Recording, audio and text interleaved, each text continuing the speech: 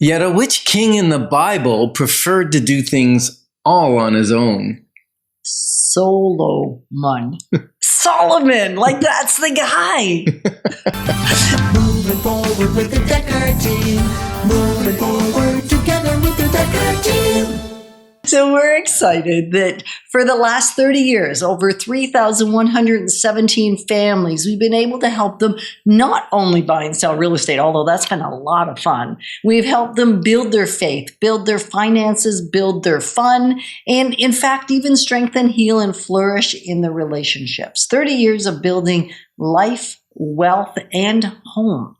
And so in this segment, we're going to discover that doing it alone, going solo, takes you down. And going in community and gathering together moves us up and takes us higher than we could possibly go on our own. Yeah. And you know, there's still a little bit of talk of COVID. It's still out there. It flashes up and whatever. It's not quite as drastic as it was. But it was interesting because COVID forced most people out of community. Not yes, we can use Zoom and yes, we can call somebody and whatever, but there's a difference to worshiping God in a community than there is on our own. Oh, catastrophically different. I don't know if that's the right word, but that's a strong word. It is a strong word, but the thought that came to my mind was going back 30 years when we first came to faith. Had we not had access to community, we would probably still be lost. We still get lost once in a while. I don't know how to get my way home and I need to call you or get help with the GPS, but that's a different kind of loss. And if we hadn't had community, small group gatherings, I mean, within a year, we were going, 4 times a week, basically, connecting with somebody, maybe 5. Yeah, 4 or 5 times. And I think we were going solo in Ottawa because we'd moved here right when we got married. We had a few friends here, but family was far away. Right. And we didn't have a church community. We'd gather consistently. We weren't involved in necessarily a heavy-duty sports community. Sometimes people make that their community. And yet the Bible talks about gathering together, because as we gather together, we actually all move forward better, right? Like we're not meant to do this life solo. Because when I go solo, I really do go solo. And I've experienced it because I'm fiercely independent. You're fiercely independent. So our bent is to go solo. Yeah.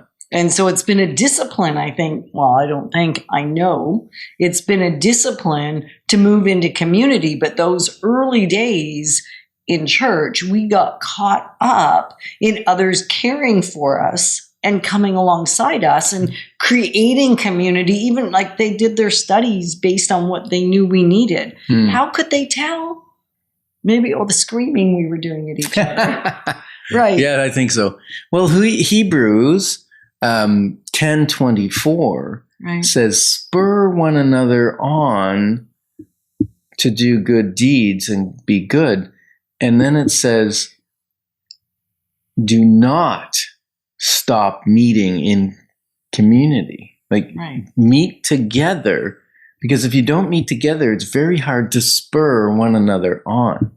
It's difficult. And we can meet together on the phone and we can meet together on Zoom. But as you said at the beginning, we've all been inundated with that now as a way of communicating. And there are times where it's wonderful. If we're living distant from somebody, it's a whole lot better than no connection. Yes, but looking at a screen, because then you got a business and work and everything, there was a real thing called Zoom fatigue. Yeah. Your eyes. And it didn't mean necessarily Zoom as the service, but like screen fatigue, community fatigue, because there's lots of other services. But that just happens to be the one we use. And that's, for somebody like me, who my primary love language is touch, whether it be like, and I'm not talking just sensual touch with you, but physical touch with anybody, a hug, a handshake.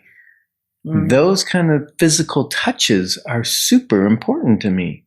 Right. And they move people forward. That actually helps spur somebody on. Because if you're not getting the things you need, it's more difficult to be spurred on. Mm-hmm. When you weren't getting touched much, I still touched you once in a while. But when you were missing touch, it was actually harder for you to stay moving forward in the way you had been.